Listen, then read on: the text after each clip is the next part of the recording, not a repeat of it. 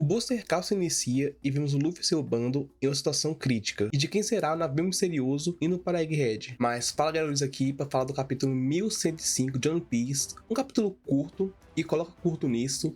Não teve tanta coisa assim, foi só pra mostrar a situação geral da ilha e ter aquele cliffhanger no final. Mas chega de enrolação, deixe seu gostei com muita importância, se inscreva no canal, ajude vocês, tá fazendo esse canal crescer a cada dia e bora pro capítulo. Bom, o capítulo começa com todos os marinheiros fugindo, porque o Gorosei acabou de ativar o Booster Call e eles não querem ficar no caminho. E nisso, a vice-almirante Doll pede pro Saturno e pro Kizaru voltarem pro navio também, mas eles recusam. O Saturno fala que vai ficar na ilha ainda junto com o Kizaru, e mesmo a Doll tentando questionar porque ficar numa ilha que vai ser dizimada é loucura, a gente vê o Kizaru logo cortando ela e falando pra todo mundo voltar pro navio. E nisso a gente vê o take do rosto do Kizaru nessa cena, bem inexpressível. E rapaz, eu queria ver muito um flashback do passado do Kizaru, ver o que aconteceu com ele, do porquê ele é assim, alguém que não se expressa. Em seguida a gente vê uma interação entre o Vegapunk, Saturno e Kizaru. E o Vegapunk ele implora pro Saturno cancelar o Booster Call, porque Egghead é uma ilha futurista, né, muito avançada tecnologicamente, e destruir Egghead irá atrasar em 100 anos o desenvolvimento da evolução. A gente vê também o Vegapunk pedindo pro Kizaru não fazer isso também, e nisso o Kizaru nem consegue nem olhar o Vegapunk direito, mostrando o quão triste ele tá de fazer aquilo. Mas o Saturno está decidido a destruir Egghead, porque ele acha que o Vegapunk possa ter escondido alguma coisa que possa ser usado contra o governo mundial, então ele acha melhor se precaver. Ele continua falando que enviou um navio de guerra atrás do navio onde estavam os habitantes de Egghead, onde a gente viu se preparando para sair lá no capítulo 1079. E nisso o Vegapunk fica furioso, porque eles não tinham nada a ver com isso, que eles não sabiam de nada, mas o Saturno joga a culpa no Vegapunk, falou que por conta dele ser enxerido, dele ficar fuçando no passado, no século perdido, fez com que tudo isso acontecesse, e o mesmo que aconteceu com o Hara vai acontecer com o Egghead. Isso mesmo do capítulo onde mostra o Vegapunk e o Dragon lá em Ohara, quando foi destruída, e tá vendo levar flores pro túmulo do Clover, eles conversando e o Dragon perguntando, por que você tá no governo e tudo mais, e ele fala que é pelo dinheiro. E nessas horas o Vegapunk deve estar bem arrependido, né, porque se ele tivesse aceitado ir com um revolucionário, ele talvez não estaria em perigo a vida dele, óbvio, seria caçado, né, mas não seria morto pelo próprio governo que ele se aliou. E também, se ele tivesse com os revolucionários, a história seria outra, porque o tanto de tecnologia, que mesmo tendo menos recurso, os revolucionários teriam muita tecnologia avançada por conta do Vegapunk. Em seguida, a gente teve uma cena bem legal do Sanji com a Bonnie, onde após serem salvos, o Sanji pede para todos irem até Leve Phase através do foguete a vácuo, aproveitando a chance que eles têm, porque o Vegapunk tá distraindo o Saturno e o Kizaru. E nisso, a Bonnie, ela se preocupa com o Vegapunk, mas o Sanji meio que conforta ela, falando que não vai sair de lá sem ele, então ele vai salvar o Vegapunk. E não tem como não gostar do Sanji aqui, velho. O Sanji tá sendo um MVP desse arco, fácil. O Sanji, ele salvou o Edson, ele lutou X1 sozinho contra o S-Shark pra salvar a Nami. O Sanji, ele meio que derrotou fácil o Kako após o Luffy ter se rebelado, salvou a Bonnie da Marinha, salvou o Kuma do Saturno. O Sanji tá fazendo tudo praticamente.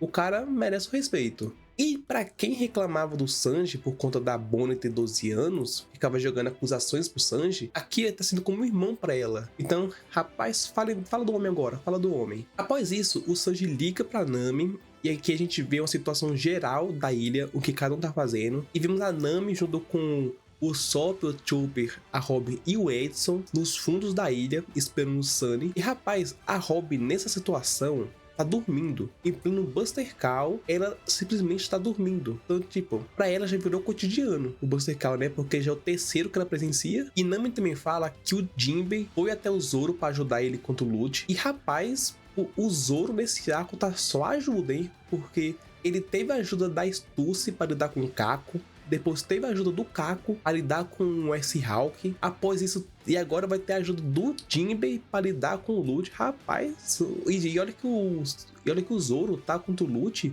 usando o estilo do Rei do Inferno dele, que é quando ele coloca hack do Rei avançado nas espadas. Zoro, que nesse arco tá meio tristinho. Nisso vemos Brook e Lilith dentro do Sunny, indo até os fundos da ilha onde está a Nami. E como o Vega Force 1 foi destruído, eles tinham que ter um jeito de ir até lá. O Brook, ele congelou o chão, assim fazendo um navio meio que deslizando até os fundos, foi bem eficiente do lado do Brook, e vemos que o Buster Call finalmente se inicia, e vemos tanto os navios da marinha como os pacifistas destruindo tudo, e temos uma página bem triste, mostrando o Vegapunk reagindo a isso, porque como cientista, vê toda a sua obra, todos os seus as suas invenções que você demorou tanto para fazer, que revolucionou o mundo, ser destruído é bem triste para um cientista. Em seguida, vemos a Atlas dentro do foguete a vácuo, junto com Frank, com a Bonnie e com Kuma, indo até Telebiphase. Porém, o Kizaru aparece usando sua espada de luz e corta o tubo a vácuo, fazendo eles caírem. E na última página a gente vê o Saturno pedindo para todos os pacifistas atirarem no Kuma e na Bonnie que estão no ar. E ele fala, né, que o Kuma fez de tudo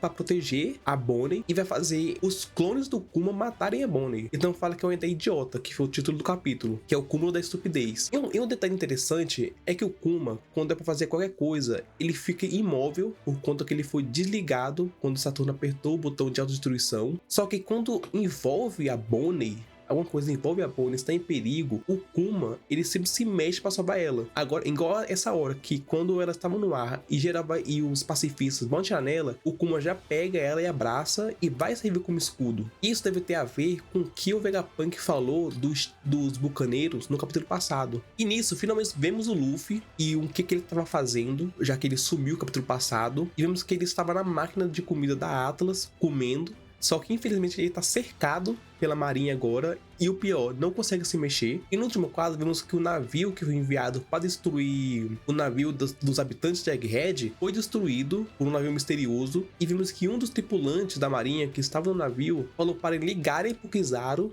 para avisar que eles estão indo para Egghead. Assim acabou no capítulo. Bom, o que fala desse capítulo? Foi um capítulo ok, não foi um capítulo ruim, mas eu coloco ele como mediano para bom. A sorte é que tem capítulo semana que vem, então não vou ter que esperar, né? E uma coisa que eu quero falar é sobre o sumiço do Luffy. Porque capítulo passado o Luffy sumiu, né?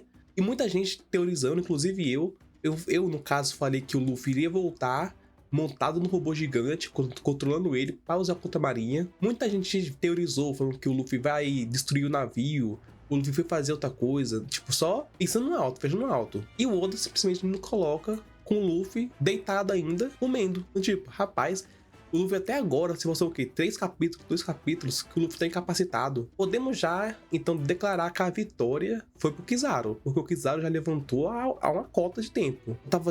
Já tava fazendo meio mundo de bagunça em Egghead e o Luffy tá lá caído ainda. Então, aquela luta, a vitória foi pro Kizaru. Fácil. E sobre o navio misterioso, calma que eu vou fazer um vídeo só sobre ele e quem poderia ser que esteja indo pra Egghead. Então, fique na espera. Mas o vídeo vai ficando por aqui. E me diga, vocês gostaram do capítulo 1005 de One Piece? Comenta aqui embaixo. Mas não se esqueça de deixar o seu gostei, que é muito importante. E se inscrever no canal, você vai estar me ajudando muito. Ativar as notificações para não perder os próximos vídeos. Obrigado e até a próxima.